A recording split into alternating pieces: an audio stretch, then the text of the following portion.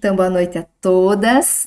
Hoje, então, nós vamos falar a respeito de um tipo de depressão. Existem vários tipos de depressões, né, de depressão, e vários graus, na verdade, de profundidade, né? E nós vamos falar de uma depressão bem específica que é causada por alguns traumas emocionais e uma distorção espiritual chamada perfeccionismo. E quando nós ouvimos, assim, perfeccionismo, você pensa assim, nossa, mas o que isso tem a ver com depressão? Então, nós vamos ver o que isso pode, no decorrer da nossa caminhada na nossa vida cristã, como essa situação pode nos levar, pode levar às vezes as pessoas a ter alguns problemas na vida espiritual, na caminhada. Então, nós sabemos que existe uma caminhada cristã, né, que nós passamos por um processo de santificação e uma perfeição, vamos dizer assim, de uma forma sadia, normal, que Deus nos leva nesse processo de santificação a cada dia. Né? Nós sempre falamos que nós não somos as mesmas desde o início da nossa caminhada. Né? A cada dia o Senhor vai trabalhando e transformando as nossas vidas. E nosso referencial, claro que é perfeito, que é o Senhor Jesus Cristo. E nós podemos e devemos buscar essa santificação, mas através do Senhor, através da graça, através da capacitação do seu Espírito. Mas muitas vezes há um perfeccionismo que leva as pessoas a fazer as coisas, né, de uma maneira que não é sadia, mas de uma maneira a transformar as coisas espirituais a um fardo. Como se fossem, como a gente vê na palavra Jesus falar a respeito dos fariseus, aqueles que eram legalistas, aqueles fariseus espirituais que se tornaram muitas vezes neuróticos, porque traz muito jugo, traz muita carga, e não é dessa forma que o Senhor deseja isso na nossa caminhada. E eu quero ler para vocês, na verdade, aqui duas descrições, uma de John Fletcher, que ele é contemporâneo de John Wesley, e olha só como que ele descreveu alguns daqueles que caminhavam ali, né, alguns dos paroquianos deles. Algumas pessoas atam fardos pesados às suas costas, fardos que eles próprios criam. Depois, sentindo que não conseguem carregá-los, ficam atormentados por sentimento de culpa imaginária. Outros quase enlouquecem com infundados temores de haverem cometido o pecado imperdoável. Em suma, estamos vendo centenas de pessoas que, tendo motivos para acharem que a sua condição espiritual é boa, preferem pensar que não existe mais nenhuma esperança para elas. Um relato aqui de John Wesley também. Às vezes, a consciência sensível, que é uma qualidade excelente, pode ser levada a extremos. Temos visto pessoas que têm temores quando não há razão para isso, que estão continuamente condenando-se, mas sem causa, imaginando que certas coisas pecaminosas, quando não há nada nas escrituras que as condene, e supondo ser o seu dever fazer outras coisas que a Bíblia não ordena. Isso pode ser corretamente identificado como uma consciência escrupulosa e, na verdade, é um grande mal. É preciso que essas pessoas cedam o menos possível a essas ideias e orem para que sejam libertas desse mal e recuperem a sensatez da mente. Né? Nesse livro escrito, A Consciência Sozinha Não é um Guia Confiável. Então, nós vamos falar um pouquinho a respeito desses sintomas que eu li aqui para vocês, e que nós podemos, às vezes, que parece que não, mas a gente consegue identificar, às vezes, que alguns deles nós possamos ter. E o primeiro dele é a tirania dos deveres. E tem uma psicóloga, que é a Karen Horner, que ela chamou essa expressão da tirania dos devos. Eu vou colocar aqui a imagem para vocês verem. Opa, deixa eu voltar aqui que passou para frente. Então, aqui, ó. Sintomas do perfeccionismo, a tirania dos devos. É aquela pessoa que ela tem uma sensação constante que ela nunca está agindo da melhor forma. Então, ela sempre precisa melhorar. Eu devo melhorar nisso. Mas se eu tivesse feito tal coisa melhor, eu devo ser capaz de melhorar naquilo. Então, ela vive sempre nesses devos, né? Devo fazer alguma coisa. Ela sempre acha que tudo aquilo que ela faz nunca está bom. Sabe aquela pessoa que não consegue olhar para aquilo de bom que ela faz e ela sempre acha que, mas podia ter ficado um pouquinho melhor? Ah, mas não é bem assim que eu queria. Ai, mas se eu pelo menos eu fizesse isso diferente, teria ficado melhor. Então é como se ela estivesse sempre esticando o braço um pouquinho a mais. Ela coloca esse nível cada vez maior e ao mesmo tempo que ela vai esticando mais, ela nunca alcança. Esse é o detalhe, ela nunca consegue alcançar aquilo que ela coloca para ela como algo a mais. Juntamente com isso, nós temos a autodepreciação. Então, o que é essa autodepreciação? Lembra que nós falamos nos nossos últimos encontros a respeito da nossa autoimagem, como que ela é formada e que muitas vezes é construído um espelho distorcido daquela autoimagem, às vezes começa isso lá na nossa família e faz com que a pessoa também ela se deprecie, porque ela está muito ligada, essa autodepreciação, a essa imagem própria negativa. Então, também essa pessoa ela acha que ela nunca faz nada direito. Então, assim, existe essa relação do perfeccionismo com a autoimagem negativa. Então, ela acha assim que ela tá sempre não conseguindo alcançar e ao mesmo tempo ela tem esse senso de autodepreciação. Ela tá sempre se depreciando, sempre ela tá achando que precisaria fazer algo mais e ao mesmo tempo, como ela se deprecia e ela coloca assim que ela nunca alcança, ela acaba chegando à conclusão, digamos assim, que Deus também não está contente com ela. Então Deus está sempre cobrando algo mais dela também. Deus está sempre falando para ela assim, olha, quando você chega nessa marca aí você podia ter feito um pouquinho mais, aí sim você vai me agradar. Então ela está sempre colocando isso, é como se Deus sempre estivesse exigindo dela o primeiro lugar, e ela também faz essa exigência e o segundo lugar nunca serve. Quer dizer, aquilo que ela alcança nunca serve, porque para ela isso está sempre aquém do objetivo dela, está sempre aquém daquilo que ela colocou, que ela precisa alcançar. Então nós temos essa tirania dos devos, aquela sensação assim que eu sempre devo alcançar mais, fazer mais. Essa autoimagem também negativa que está ligada assim, a essa questão da autodepreciação e ao mesmo tempo eu também vejo Deus me cobrando dessa forma e, consequentemente, isso gera o quê? A ansiedade, né? Então, esse devo alcançar aquilo que eu não consigo. Essa autodepreciação, ela me traz assim uma consciência super sensível que está sempre ali trazendo aquele sentimento de culpa, de ansiedade e de condenação. Então, essa pessoa, ao mesmo tempo todo, ela está se sentindo ansiosa por causa dessas coisas que ela coloca que ela deveria fazer, mas que ela não consegue alcançar. Ela vê Deus também, né? Sempre cobrando algo mais dela, que ela também não consegue chegar. Isso gera essa culpa por não conseguir, essa ansiedade, esse sentimento também de condenação. E alguns momentos, talvez você possa identificar isso, às vezes algumas pessoas fazem assim.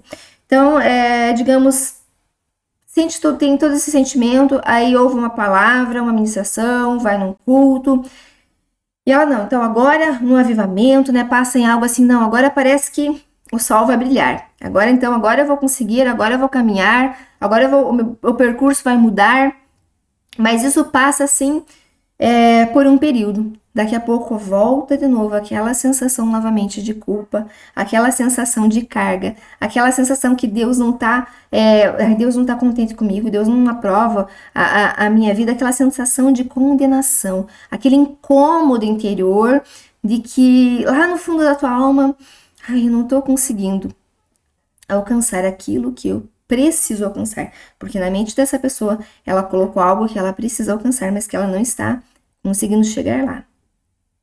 E como consequência de tudo isso, nós chegamos onde? Num legalismo. Vocês já ouviram falar dos legalistas? A frase preferida geralmente dos legalistas qual é?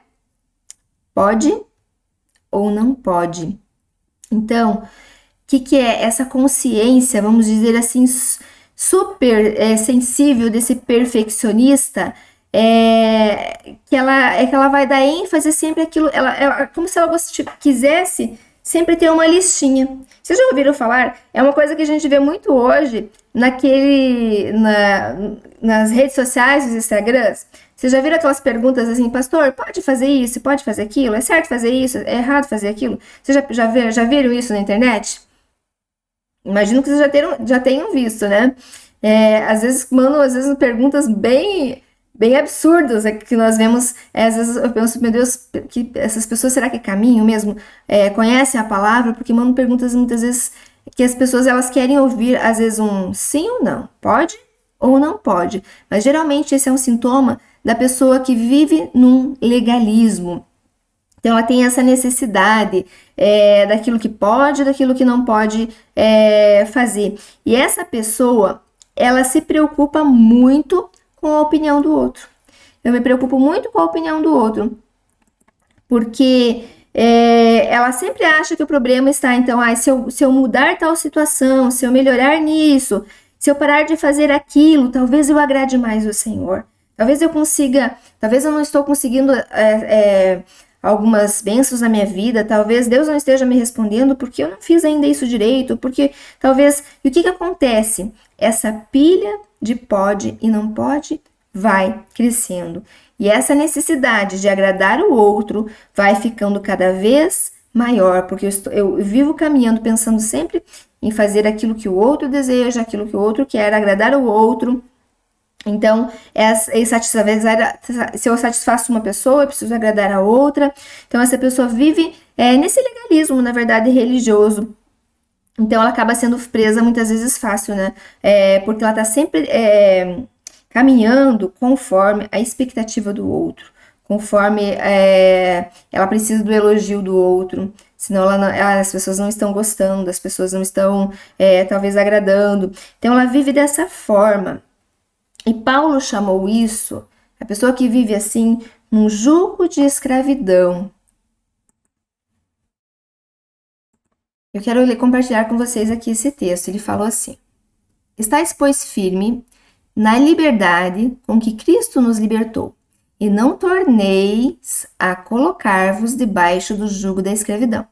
Vocês percebem que Paulo, nessa palavra, ele ele chama a atenção ali da igreja de Gálatas, que eles tinham conhecido a liberdade, para a liberdade que Jesus Cristo tinha libertado eles, mas ele estava chamando a atenção deles que eles não tornassem, que eles não voltassem a viver debaixo daquele jugo de escravidão que eles viviam. Então, mas que jugo era esse que Paulo estava falando? Então, nós sabemos pela palavra que existia, nós vemos quando há uma explicação da palavra, que existia um tipo de equipamento de fazenda, né? Quem convive mais nessa área, às vezes conhece um pouco mais, mas um jugo que era colocado na cabeça dos dois animais para que eles andassem juntos, emparelhados. Mas aqui Paulo, no Novo Testamento, ele também fala a respeito de um jugo que era um símbolo de autoridade. Então, quando eles venciam a guerra, lá, venciam o inimigo, esse símbolo era colocado sobre aqueles que foram derrotados na guerra, que eles estavam em cativeiros. Então era algo que era humilhante, que era destrutivo. E Paulo está chamando a atenção deles, falando que a boa nova do evangelho, a graça de Deus, tinha penetrado já na igreja de Gálatas. Eles já tinham conhecido toda aquela liberdade, mas que eles estavam querendo voltar de novo a estar debaixo daquele jugo. Nós falando a respeito desse perfeccionismo, dessa perfeição que muitas vezes a pessoa se coloca, né, que ela precisa conquistar, e Deus nunca falou que é através do seu esforço próprio, do nosso esforço próprio, mas é somente pela capacitação do Espírito de Deus. Então, Paulo aqui ele estava chamando a atenção da igreja que era uma igreja que já havia conhecido a palavra, já havia conhecido e recebido a liberdade, como é maravilhoso. Pense, hoje você vive uma vida livre, uma vida com o Senhor, e de repente você quer voltar para aquela vida que você vivia antes. Você quer voltar para aquela vida, daquela forma, e pensar que você precisa fazer as coisas para receber de Deus. E olha que Paulo chama a igreja a atenção aqui nessa passagem a respeito disso. Porque o que eles estavam fazendo? Olha só o que Paulo está falando. Maravilho-me de que tão depressa, olha só, tão depressa, passasseis daquele que vos chamou a graça de Cristo para outro evangelho. Então, Paulo está chamando a atenção aqui da igreja, que eles conheceram um evangelho da graça. Eles conheceram um evangelho da liberdade, dessa liberdade que Deus nos deu para vencer o mal, para vencer o pecado, para buscar essa perfeição, sim, esse aperfeiçoamento, que é essa santificação em Deus. Mas Paulo está falando assim, agora vocês estão buscando outro evangelho, e não esse evangelho que vocês conheceram. E ele ainda chama a atenção deles a respeito. Lembra que eu falei que o legalista, ele ama a listinha do pode e não pode? Então Paulo está falando aqui para eles. Olha o que ele diz ali em Colossenses. Não manuseis, não proves, não toques. Ele diz que essas coisas têm aparência de sabedoria, como culto de si mesmo e de falsa humildade, e que elas não têm valor algum contra a sensualidade. Então, o que Paulo está chamando a atenção aqui da igreja de Gálatas? Ele falou assim, olha, preste atenção, vocês conheceram a graça, vocês conheceram e vocês receberam a salvação, e tudo isso veio para a vida de vocês através da graça de Deus. Vocês não mereciam. Agora, vocês estão começando a ser legalistas, estão pensando que vocês têm que cumprir um pouco da lei, um pouco das cerimônias, né, para receber as coisas de Deus. Ou talvez vocês estão pensando que né, eu sei que nós fazemos renúncias, mas que as renúncias, que a finalidade de agradar a Deus, que guardar sábados, como Paulo falava ali, e tantas outras coisas, que essas atitudes de humildade, que têm aparência de humildade, mas vocês estão colocando um jugo. Vocês estão vivendo debaixo desse jugo. E eu falo assim que eu creio que Deus fez algo tão tremendo na minha vida, principalmente nesses últimos tempos, que eu me lembro de uma época que eu acho que eu pensava um pouco assim, como os Gálatas começaram a pensar, sabe? Sabe aquela sensação, não sei se você já teve isso, assim, que parece assim, ai, o dia que eu orei, eu fiz o meu a sós com Deus, eu fiz vamos dizer, pequei menos, fiz as coisas de uma forma mais correta. Então, me sinto bem. Hoje Deus tá feliz comigo. Daí o dia que você pisou na bola, que o dia que você pisou lá no tomate, Deus não tá muito feliz comigo, porque, né, poxa, hoje eu não consegui orar, poxa, hoje eu não consegui ler a palavra. Isso nos leva, na verdade, a um legalismo. Eu ouvi uma vez uma história, um exemplo de um pai, se eu não me engano foi do Bill Johnson que eu ouvi ele falar. Ele chegou na mesa para os filhos dele e falou assim, nada do que vocês fizerem vão me fazer amar vocês mais ou menos. Vocês acreditam nisso? Que nada do que os filhos de vocês fizerem vai fazer vocês amar mais eles ou menos? Isso é uma verdade? Quem concorda?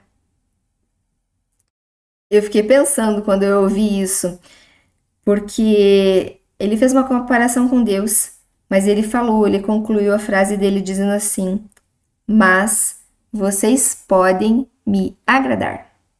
Percebe a diferença? Então, assim, independente, porque nós somos falhos, nós erramos, nós pecamos, o amor de Deus, ele não muda a nosso respeito.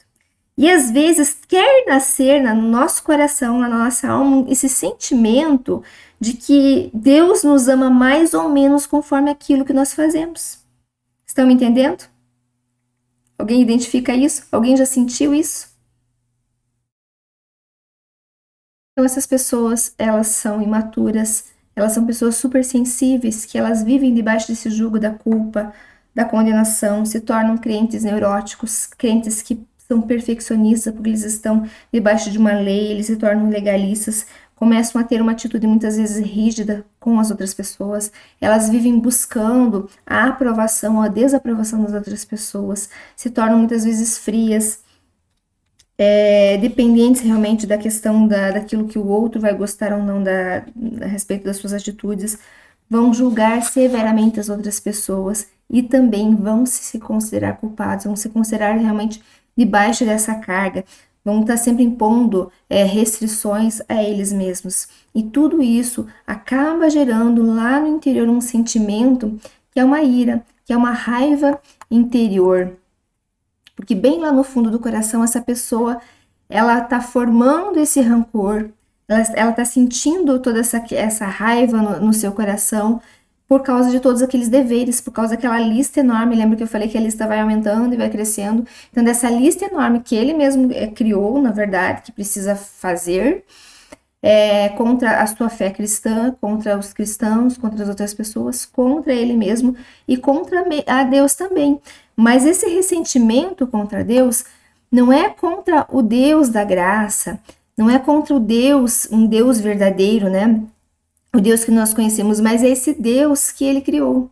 Esse Deus que ele criou, essa caricatura, digamos, desse Deus, né? Que nunca está satisfeito, que está sempre cobrando cada vez mais, que nunca consegue agradar, que por mais que se esforce, por mais que se esforce, que faça renúncias, aí ela impõe realmente, às vezes, cargos, coisas para que ela faça. Então, ela sente essa raiva, essa ira interior em relação a tudo aquilo que ela realmente criou, que ela precisa cumprir, digamos assim, nesse Deus que não é um Deus verdadeiro, mas que ela criou, e que na verdade é uma terrível farsa satânica. É algo maligno que o inimigo traz, né? Porque ele coloca isso, na verdade, como uma perfeição cristã, como algo, digamos, bom, e claro que nós sabemos que todo cristão deve buscar essa santificação, essa vida de santidade, essa vida separada do pecado, mas o inimigo, na verdade, ele usa isso, porque há dois extremos. Ao extremo daquela pessoa que, Deus me ama, eu posso fazer tudo, tudo eu posso, tudo pode, que é um extremo. E o outro extremo é que nada pode, ou aquela questão de todo aquele legalismo que eu falei para vocês. E na verdade, nem um lado, nem do outro é a forma que Deus deseja para nossa vida. Os dois pertencem, vamos dizer, ao reino das trevas, a esses extremos que o inimigo faz com que as pessoas muitas vezes vivam dessa forma e creiam que devem viver dessa forma, trazendo realmente, colocando um jugo sobre a sua vida e um jugo até mesmo tentando colocar um jugo sobre a vida das pessoas que estão à sua volta. E o próximo passo em relação a tudo isso, o que nós podemos identificar? A negação, porque muitas vezes esse rancor, vamos dizer, essa raiva interior, muitas vezes é negada, a pessoa ela não admite que ela sente tudo isso. Então, porque ela sabe, ela considera isso como um pecado, então ela enterra, ela guarda, vamos dizer, essa raiva interior, ela nega essa raiva interior. Mas ela, de uma forma ou de outra, ela vai aparecer, porque essa mistura, vamos dizer, de erros teológicos, de legalismo, de salvação através do seu empenho pessoal, daquilo que ela vai fazer para ser salva, tudo isso vai gerando algo muito terrível ali no seu interior. Ela acaba sendo uma pessoa de humor variável, aquela pessoa que até mesmo tem a impressão que ela, sabe aquela pessoa que você tem a impressão que ela, às vezes ela de uma forma, às vezes é de outra, parecem duas pessoas ao mesmo tempo, então muitas vezes isso aparece na vida dessas pessoas. E como que isso, qual a consequência de tudo isso? O que pode acontecer em relação a esses dois comportamentos? Ou a pessoa ela larga tudo, ou então ela tem um colapso nervoso. E quantas histórias que nós já ouvimos de crentes, de cristãos, que você fala assim, nossa, mas essa pessoa servia, ela caminhava tanto, a gente via ela caminhar, ter uma vida com o Senhor, uma vida de caminhada mesmo, e de repente parece que ela tem um colapso. E ela realmente não quer mais saber de nada, crentes que são ativos na igreja. Então, geralmente essa pessoa que larga tudo, ela não se torna, vamos dizer, um incrédulo, né? Mas ela não consegue mais crer com o coração, porque ela descobriu que tudo aquilo que ela inventou, tudo aquilo que ela, na verdade, que ela crê no seu coração, tudo aquilo que ela crê, aquele perfeccionismo que ela criou, ela percebe que isso é impossível de alcançar. Então, ela resolve, ela se percebe infeliz, ela se percebe frustrada em relação a tudo isso, e ela resolve largar tudo isso. Ou então aquela pessoa quantas pessoas que nós vimos que tem realmente assim, às vezes a gente fala assim, a pessoa fulano surtou, teve um colapso nervoso, por quê? Porque a carga que ela estava tentando carregar era tão forte, era tão pesada, que ela sucumbiu à carga. né? Então, todas essas questões são questões que podem gerar, né? Que parecem tão suaves, que parecem, vamos dizer assim, uma percepção tão sutis, vamos dizer assim. Que a gente foi colocando ali essa questão da autodepreciação, do devo fazer isso, devo fazer aquilo para agradar a Deus, o que leva ao legalismo, a ansiedade, a culpa, essa raiva interior, a negação, tudo isso são sintomas que podem estar acontecendo e muitas vezes são distorções daquilo que Deus nos ensinou através da palavra dele. E você pode estar se perguntando, mas e qual é a solução? Então, eu sinto muitas vezes esses sentimentos, eu tenho às vezes esses pensamentos. Tem cura para tudo isso?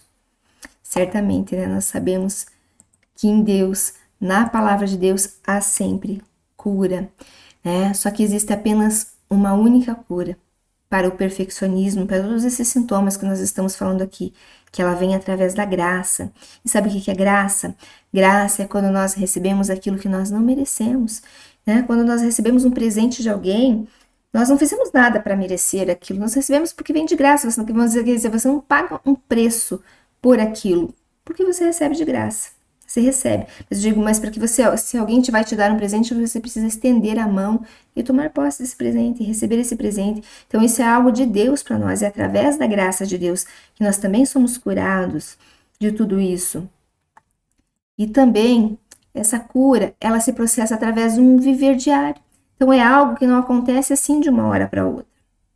Eu preciso entender que precisa acontecer esse meu relacionamento com o Pai, esse Pai que é um Pai eterno, que é um Pai amoroso, que é um relacionamento que não é baseado naquilo que eu vou fazer, naquilo que eu vou conquistar, nos meus esforços, mas que esse relacionamento ele é baseado sim na graça de Deus na minha vida. E claro que tudo isso precisa passar por um processo, porque essa cura nós estamos vendo que ela é e ela acontece através de um processo, através daquilo que Deus precisa fazer na minha vida.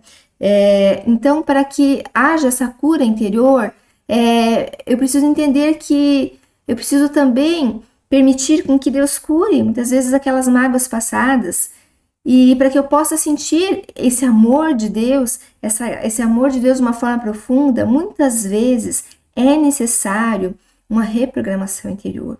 O que é uma renovação da minha mente? Então, se eu tenho muitas vezes essas ideias que nós vimos aqui hoje, muitas vezes erradas a respeito de Deus, a respeito da minha caminhada cristã, eu preciso renovar a minha mente. Eu preciso ter essa comunhão com Deus, com a palavra de Deus, porque Deus precisa modificar o meu comportamento que está condicionado de uma forma errada. Como eu falei para vocês antes, Deus mudou muito isso na minha vida, porque eu lembro de tantos momentos na minha vida que eu tinha esse sentimento, que não era nem assim algo assim, era aquela sensação lá, tão sutil lá dentro, assim, que parecia que eu agradava ou não a Deus, que eu tinha que fazer coisas para agradar ou não a Deus. Então, Deus precisa ir modificando isso na nossa vida, através dessa palavra, através da sua palavra. E claro que isso é um processo, isso é processual, isso acontece nas nossas vidas e Deus precisa ir mudando muitas vezes todas aquelas ideias que nós tivemos muitas vezes errada e que Deus precisa renovar isso na nossa mente. E eu quero contar isso para vocês, para encerrar, contar a história de um rapaz que no livro que nós estamos aqui estudando juntas, Cura para os Traumas Emocionais, né? Ele conta a história de Dom, que Dom era um rapaz que ele pertencia a uma família evangélica muito rígida. E na sua família, tudo que ele cria de uma forma correta, vamos dizer assim. Só que a sua vida não caminhava dessa forma como ele havia recebido o ensino, como ele havia, como tinha sido passado para ele. E muitas vezes isso é muito possível, muitas vezes na vida dos pais. Porque nós temos que compreender que mais importa, muitas vezes, não é só aquilo que eu ensino verbalmente, mas é aquilo que eu mostro, aquilo que meus filhos captam, através também da minha vida. Né? E isso aconteceu, então, na vida desse rapaz. Então, ele tinha um ensino, vamos dizer, verbal correto. Ele tinha uma educação muito rígida, muito correta, mas não era a percepção que ele tinha. A percepção que ele tinha de vida em relação ali ao seu crescimento ali em relação ao amor condicional, incondicional de Deus, a esse amor de Deus, ele não tinha isso desde pequeno. Porque desde pequeno ele cresceu assim com aquela, sabe, ouvindo aquelas frases: nós vamos te amar se. Nós vamos gostar de você quando. As pessoas só podem gostar de você se. Então ele cresceu, e ele já tinha ali seus 30 e poucos anos e ainda estava tendo crises de depressão, porque ele cresceu vendo o amor de Deus dessa forma, que ele precisava fazer algo para alcançar, que ele precisava ser. E ainda ele, né, nesse tempo aí, né, quando ele estava ainda tendo todas essas crises, um amigo dele, claro, tentando ajudar, falou para ele assim: olha, Dom, você não poderia estar sofrendo todas essas coisas, você não pode ter esse tipo de pensamentos, esses tipos de sentimentos, porque você é um crente, você nasceu de novo, então você tem que viver, né? Você não deveria sentir essas coisas, você deveria, então, viver uma vida jubilosa, uma vida em Deus feliz. Então, isso só aumentou os problemas de Dom, porque quando ele tinha as crises, além de ele ter que lidar com todas aquelas coisas que ele sentia, ele ainda se sentia culpado por se sentir assim. Nós falamos já isso em outros estudos, que muitas vezes as pessoas têm uma ideia que cristão não pode ter passar por certos tipos de problemas, sentimentos, né, ou até depressão, e nós sabemos que isso acontece, isso não é verdade, né? Então, o que aconteceu? Para Dom era muito difícil ele entender esse relacionamento com Deus, porque desde a infância ele cresceu dessa forma, como se fosse desmentir toda a questão da graça e do amor de Deus. Então ele precisou, na verdade, reconstruir isso. E o que acontecia com ele?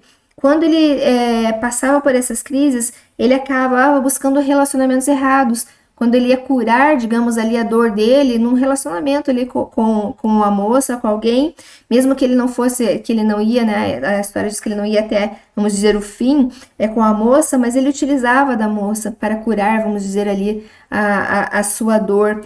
E ao mesmo tempo isso vinha também, essa acusação do pecado, essa acusação da culpa também vinha sobre ele. Então, várias vezes ele percorria o mesmo roteiro. Que roteiro ele percorria? Choro, arrependimento, né? A questão da salvação, da renovação das promessas, e mais tarde tudo voltava novamente, porque o que precisava acontecer com ele? Ele precisava essa cura e essa, na verdade, essa reprogramação, esse entendimento, na verdade, daquilo, como que Deus deseja, como Deus criou para que ele tivesse esse amor, esse relacionamento com Deus. Então, claro que ele também teve a parte dele. E eu falo que se você está aqui conosco, se você está até aqui nesse estudo, é porque você também está buscando.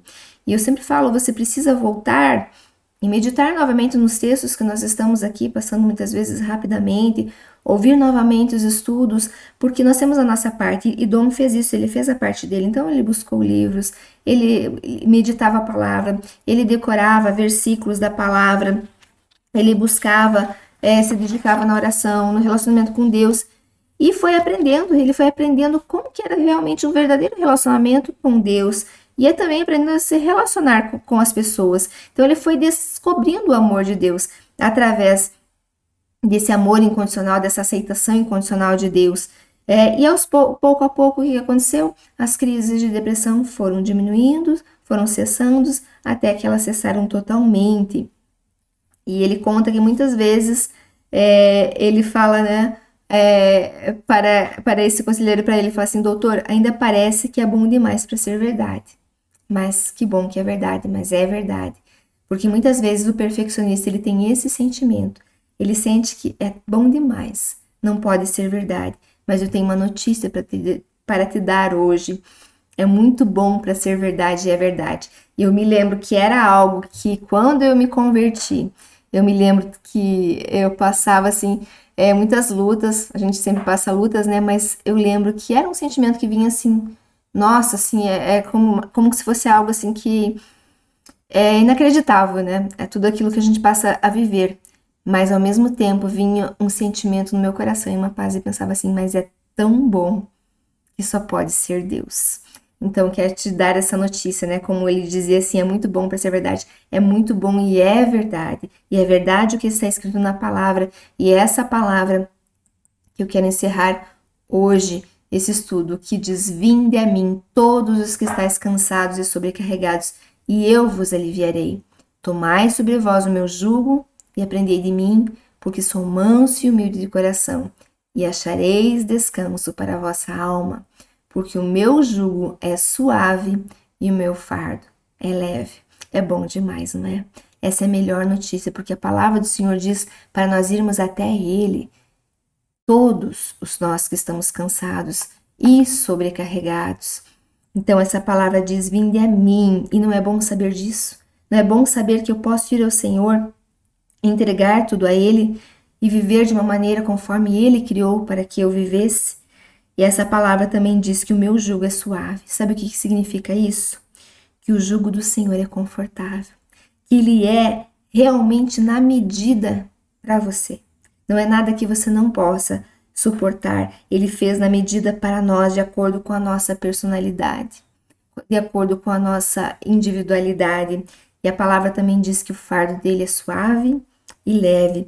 O que isso significa? Que ele prepara esse jugo, sim, mas que é leve, que é suave, mas que ele nunca deixa sozinho, porque ele fala o quê? Que ele está no nosso lado. Lembra no momento que eu falei para vocês de estar ali andando lado a lado? Nós temos alguém, que é o Espírito Santo de Deus, aquele que nos ajuda nas nossas fraquezas, nos assiste nas nossas fraquezas, e nós estamos caminhando sim nesse processo, mas ele está conosco, ele é nosso ajudador, ele se coloca ao nosso lado, você não carrega isso, e ainda ele fala para você lançar sobre ele, e ele caminha contigo nessa caminhada. Então, que o Senhor nos dê graça e nos capacite a viver uma vida debaixo da graça, não debaixo de um jugo, não debaixo de um legalismo, debaixo de um perfeccionismo que é fariseu, que traz culpa, que traz jugo, que não traz uma vida livre. Como Paulo falou, eu me maravilho de ver que vocês, como que vocês estão buscando esse outro evangelho, se eu apresentei para vocês o evangelho da graça.